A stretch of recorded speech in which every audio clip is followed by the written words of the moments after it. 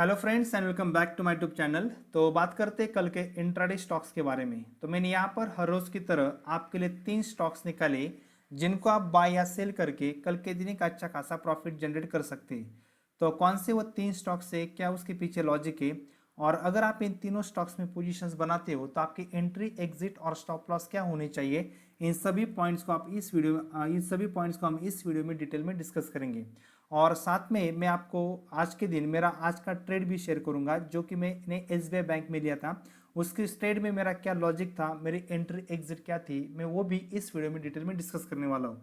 तो आप इस वीडियो को लास्ट तक देखिए। तो चलिए स्टार्ट करते हैं।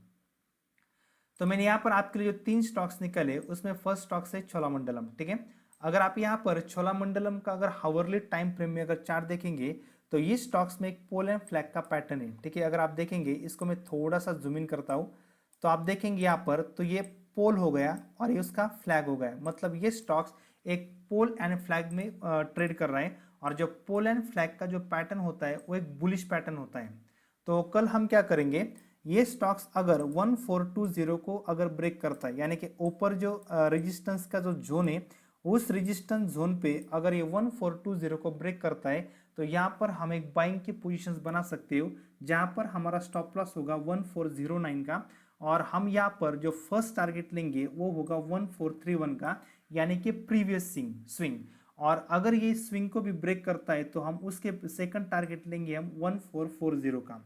आप यहाँ पर एक बात और ध्यान में रखिए, ये स्टॉक्स अभी फिलहाल एक ट्रायंगल में, तो हो सकता है कि ये रेजिस्टेंस को भी ब्रेकआउट कर सकता है या फिर सपोर्ट को भी ब्रेक डाउन कर सकता है। होने को तो कुछ भी हो सकता है, लेकिन फिलहाल अभी ये स्टॉक्स ने जो क्लोजिंग की है वो रेजिस्टेंस जोन पे क्लोज किया है, तो इसकी वजह से रेजिस्टेंस को ब्रेकआउट करने के चांसेस ज्यादा है। हाँ, अगर इसके सपोर्ट जोन पे अगर क्लोज करता तो सपोर्ट के ब्रेक होने के चांसेस ज्यादा होते।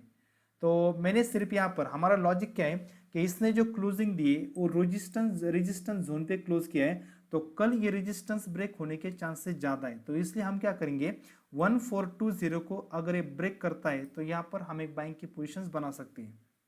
ठीक है, मैं यहाँ पर आपको एक प्राइस एक्शंस का एक बात बताने वाला हूँ, तो ध्यान से सुनिए। देखिए, जब भी आपको कोई रेजिस्टेंस या फिर सपोर्ट पे ट्रेड करना होगा तो आप हावरली टाइम फ्रेम में जो भी कैंडल रेजिस्टेंस को या फिर सपोर्ट को ब्रेकआउट या फिर ब्रेक डाउन करते हैं तो आप उसी कैंडल के ऊपर अपना ट्रेड कर सकते हो। यानी कि देखिए किस तरीके से अभी जो ये जो स्टॉक्स है ये अभी रेजिस्टेंस जोन पे है। तो मान लीजिए हावरली टाइम फ्रेम में अगर कोई कैंडल इसको इस तरीके से अगर ब्रेकआउट करती है तो आप सिंपल उस कैंडल का हाई ब्रेक होते ही आप यहाँ पर बाइंग की पोजीशंस बना सकते हो, और उसी कैंडल के नीचे हमारा स्टॉप लॉस होगा, और जो टारगेट होगा वो सिंपल आप 1:2 का प्ले कर सकते हो। या फिर अगर कोई स्टॉक सपोर्ट को ब्रेक करता है, ठीक है, इस तरीके से हावरली कैंडल अगर किसी सपोर्ट का भी ब्रेक डाउन करती है तो जो कैंडल सपोर्ट का ब्रेकडाउन करेंगे उसी कैंडल के लो के नीचे सेलिंग की पोजीशंस बनाइए, और उस कैंडल के हाई के ऊपर आप अपना स्टॉप लॉस रख सकते हैं।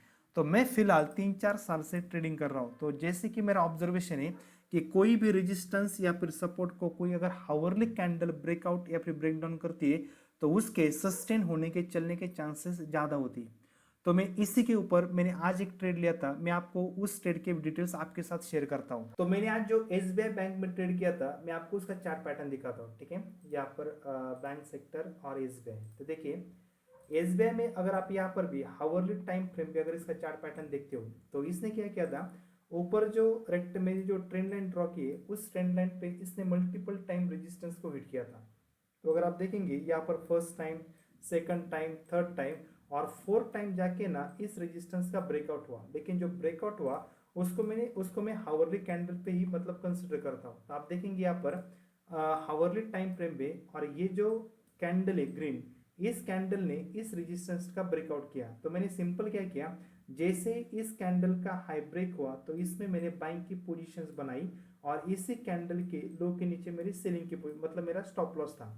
लेकिन मैं जो ट्रेड करता हूँ मैं स्टॉक्स में ट्रेड नहीं करता हूँ, तो मैं ऑप्शंस में ट्रेड करता हूँ। तो मैंने क्या किया था, अगर आप इस कैंडल का हाई देखेंगे, ठीक है, तो हाई कितना था, 874 का हाई। ठीक है, आपको यहाँ पर हाई दिखाई देगा, तो इस कैंडल का जो हाई था वो 874 था और जो लो था 866, यानी कि ये मैंने यहाँ पर जैसे 874 को इस स्टॉक्स ने ब्रेक किया तो मैंने यहाँ पर बाइंग की पोजीशंस बनाई और मेरा जो स्टॉप लॉस था वो सिंपल 866 का था। तो मैंने यहाँ पर बाइंग की पोजीशंस किसी बनाई। तो जैसे मैंने कहा आपसे कि मैं स्टॉक्स में ट्रेड नहीं करता हूँ, तो मैं ऑप्शंस में ट्रेड करता हूँ। तो 874 ब्रेकआउट होने के बाद मैंने 860 का कॉल बाय किया था। ठीक है, कितने का? 860 का मैंने कॉल बाय किया था, जो कि इन द मनी था और उसकी प्राइस उस टाइम चल रही थी 25 रुपीज। और मैंने इस कॉल को, मतलब आप देखेंगे ना, तो यहाँ पर एक अपसाइड की रैली आने के बाद मैंने इस कॉल को एग्जिट किया 33 पे, 33.70 पे, यानी कि लगभग मैंने इस कॉल में 8 पॉइंट कमाए। ठीक है, अब आप इसमें प्रॉफिट देखिए कैसे कैलकुलेट होता है। तो एसबीआई का जो लॉट साइज होती है कॉल ऑप्शंस, सॉरी ऑप्शंस में जो लॉट साइज होती है वो 7550 की थी, यानी कि जो मैंने 25 को जो कॉल बाय किया था तो यहाँ पर मेरी लॉट साइज 750 की थी, यानी कि अगर एक पॉइंट बढ़ता है तो 750 का प्रॉफिट होगा और अगर एक पॉइंट कम होता है तो 750 का लॉस होगा। तो मैंने 25 को बाय किया और मेरा जो स्टॉप लॉस था वो 20 तक था, यानी कि 5 पॉइंट का मेरा स्टॉप लॉस था। तो इसने अगले ही कैंडल पे जैसे इस स्टॉक्स में रैली आ गई तो इस कॉल ने जो हाई लगाया था वो 35 के आसपास कुछ था। मैं आपको कॉल का भी चार्ट दिखाता हूँ। ठीक है, इसको हम पहले टू स्क्रीन में कन्वर्ट कर लेते हैं। तो मैं आपको यहाँ पर कॉल का भी चार्ट दिखाता हूँ। देखिए ये आपका स्पॉट का चार्ट है। ठीक है, यहाँ पर जैसे इस कैंडल का ब्रेकआउट हुआ, यानी कि ये कैंडल, यहाँ पर ये कैंडल है, तो इसका अगर हाई देखेंगे आप तो 25 के आसपास कुछ है। ठीक है, तो उसके बाद देखिए यहाँ पर एक ही घंटे में, यानी कि जैसे इस कैंडल ने हाई ब्रेक किया तो इसने कंटिन्यू हाई कितने का लगाया? 35 का, यानी कि 10 पॉइंट का हाई लगाया। तो आप कैलकुलेट कीजिए, अगर मेरी 750 क्वांटिटी थी और अगर मैं 10 पॉइंट को अगर कैप्चर करता तो यहाँ पर 7500 का प्रॉफिट होता, लेकिन मैंने इसको क्लोज किया 33.70 पे। मैं आपको मेरा प्रॉफिट दिखाता हूँ। ठीक है, मैंने ट्रेड जीरोधा में किया था। तो आप देखिए 860 का मैंने कॉल बाय किया था और इसमें प्रॉफिट कितना हमारा 6375 का। मैं आपको मेरी ऑर्डर बुक भी दिखाता हूँ। तो अगर आप ऑर्डर बुक देखेंगे यहाँ पर, तो मैंने इस कॉल को बाय किया था 25.20 पे और इसको मैंने सेल किया 33.70 पे और क्वांटिटी कितनी थी यहाँ पर? 750 की। तो इसलिए जितना भी मेरा एक्सपीरियंस है, तो मेरे एक्सपीरियंस के हिसाब से जब भी कोई रेजिस्टेंस या फिर सपोर्ट लेवल पे अगर आपको काम करना है तो आप सिर्फ हावरली टाइम फ्रेम का चार्ट पैटर्न देखिए। हावरली कैंडल पे अगर कोई ब्रेकआउट या फिर ब्रेकडाउन होता है तो 90% चांस है कि वो ब्रेकडाउन या फिर ब्रेकआउट सस्टेन होता है। ठीक है, तो मैंने आपके लिए यहाँ पर जो सेकंड स्टॉक्स निकाला है तो वो है बजाज फिंसर। तो अगर आप बजाज फिंसर का भी हावरली अगर टाइम फ्रेम देखेंगे, हावरली टाइम फ्रेम पे अगर चार्ट देखेंगे तो ये स्टॉक्स ने भी ऊपर यहाँ पर एक स्ट्रॉन्ग रेजिस्टेंस का फॉर्मेशन हुआ है, जिसको इस स्टॉक्स ने मल्टीपल टाइम ट्रेड किया है। ठीक है, अगर आप देखेंगे यहाँ पर ये जो रेक्टेंगल है एक्चुअली रेजिस्टेंस है और इस स्टॉक्स ने, बजाज फिंसर ने भी इस स्टॉक्स को, इस रेजिस्टेंस को मल्टीपल टाइम हिट किया। तो आप देखेंगे first time, second time, third time और अब ये 4 टाइम्स इस रेजिस्टेंस जोन पे आया है। और आप यहाँ पर एक बात अगर और ऑब्जर्व करेंगे तो जैसे ही ये स्टॉक्स की ओपनिंग रेजिस्टेंस जोन पे होती थी तो वहां से सेलिंग का प्रेशर आता था, मतलब ओपनिंग हुई सेलिंग का प्रेशर, ओपनिंग हुई सेलिंग का प्रेशर, फिर से ओपनिंग हुई सेलिंग का प्रेशर, लेकिन इस टाइम जो प्रेशर है ना वो कम था as compare to previous selling. और आज इस स्टॉक्स ने जो क्लोजिंग दी वो नियर अबाउट रेजिस्टेंस जोन के आसपास ही क्लोजिंग दी। अगर इसमें आज भी अगर सेलिंग आनी होती तो ये जो थर्ड कैंडल है जो कि इन्वर्टेड हैमर है, उस इन्वर्टेड हैमर ने भी रेजिस्टेंस को टच किया था। तो अगर यहाँ पर सेलिंग का प्रेशर आना होता तो इसी कैंडल के नीचे सेलिंग का प्रेशर आना चाहिए था, लेकिन उसके बाद इन्वर्टेड हैमर बनने के बाद भी यहाँ पर बायर स्ट्रांग थे और उन्होंने फिर से इसकी जो क्लोजिंग थी वो उस हैमर के ऊपर रेजिस्टेंस जोन पे दी। तो कल इस स्टॉक्स के रेजिस्टेंस ब्रेकआउट होने के चांसेस ज्यादा है। तो हम क्या करेंगे, सिंपल, कल अगर ये स्टॉक्स फ्लैट ओपन होता है और आज जो लास्ट जो कैंडल है उसी की अगर हाई को ब्रेक करता है 1605 को, तो हम यहाँ पर एक बाइंग की पोजीशंस बना सकते हैं जहां पर हमारा स्टॉप लॉस होगा 16,005, यानी कि स्टॉप लॉस सिर्फ 5 पॉइंट्स का होगा आज के कैंडल के लो के नीचे। और यहाँ पर हम जो फर्स्ट टारगेट लेंगे वो फर्स्ट टारगेट होगा 1610 का और जो हम सेकंड टारगेट लेंगे वो सेकंड टारगेट होगा 1615 का। तो कल हो सकता है कि ये स्टॉक्स इसके ऊपर की भी टारगेट आपको दिखा सकता है। तो कल आप इस स्टॉक्स को अपने वॉच लिस्ट में रख सकते हैं। और लास्ट में जो मैंने आपके लिए थर्ड स्टॉक्स निकाला है वो है बर्जर पेंट। मैं आपको बर्जर पेंट का 15 मिनट्स में चार्ट में दिखाता हूँ। ठीक है, और यहाँ पर भी मैं आपको प्राइस एक्शन के कुछ पॉइंट्स बता दूँ। देखिए, तो यहाँ पर मैंने एक रेक्टेंगल ड्रॉ किया है, तो हम इस रेक्टेंगल को हाफ पार्ट में डिवाइड करते हैं।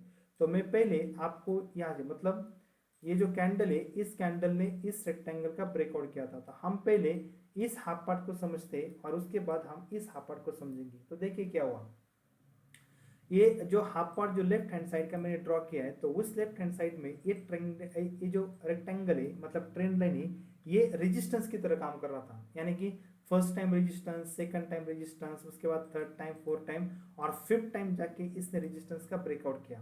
तो कभी भी ध्यान में रखिए, जब भी कोई ट्रेंड लाइन का रेजिस्टेंस ब्रेकआउट होता है, तो रेजिस्टेंस का ब्रेकआउट होने के बाद वो ट्रेंड लाइन सपोर्ट की तरह एक्ट करती है। तो यहाँ पर क्या हुआ, फर्स्ट हाफ में इस रेक्टेंगल ने रेजिस्टेंस की तरह काम किया, उसके बाद रेजिस्टेंस का ब्रेकआउट हुआ और फिर ये रेजिस्टेंस इसका सपोर्ट बन गया। मतलब पहले जो रेजिस्टेंस था वो बाद में अब सपोर्ट बन गया। तो जो भी बहुत दिनों से ट्रेड करते होंगे स्टॉक मार्केट में, उनको पता होगा जब भी कोई रेजिस्टेंस ब्रेकआउट होता है तो बाद में वो सपोर्ट की तरह एक्ट करता है, और जब भी कोई सपोर्ट ब्रेकडाउन होता है तो वो रेजिस्टेंस की तरह एक्ट होता है। तो यहाँ पर क्या हुआ, रेजिस्टेंस का ब्रेकआउट हो गया और उसके बाद ये स्टॉक्स ना यहाँ पर रिटेस्ट करने आए।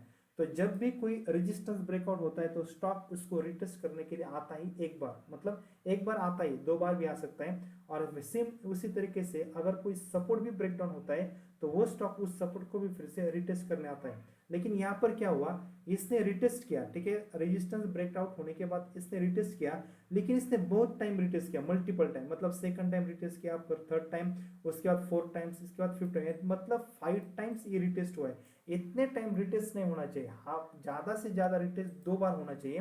तो ये स्टॉक्स ने क्या करना चाहिए था, जैसे ही रेजिस्टेंस का ब्रेकआउट होगा उसके बाद रिटेस्ट करके ये स्टॉक्स ने फिर से अपसाइड की मूवमेंट दिखानी चाहिए थी।